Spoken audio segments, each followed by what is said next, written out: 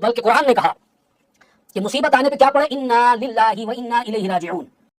تو خیر یہ انا للہ صرف کسی کے مرنے پر پڑھنے کی قید شریعت نے نہیں لگائی، بلکہ قرآن تو کہہ رہا ہے کوئی بھی مصیبت آ جائے، حدیث پاک میں تو اس کی وضاحت موجود ہے کہ فرمایا کہ چراغ گل ہو گیا، اس پر پڑھا انا للہ و انا الیہ راجعون، جوتے کا تسمہ ٹوٹ گیا، اس پر پڑھا انا للہ و انا الیہ راجعون، کوئی معمولی سے معمولی بھی تکلیف ہو جائے اس پر پڑھا جائے انا للہ و انا الیہ راجعون۔ سیدنا امام علی مقام، امام عرش مقام، امام حسین رضی اللہ تعالی عنہ آپ روایت فرماتے ہیں کہ اگر کسی کو کوئی مصیبت پہنچی اور اس کو ایک عرصہ گزر گیا،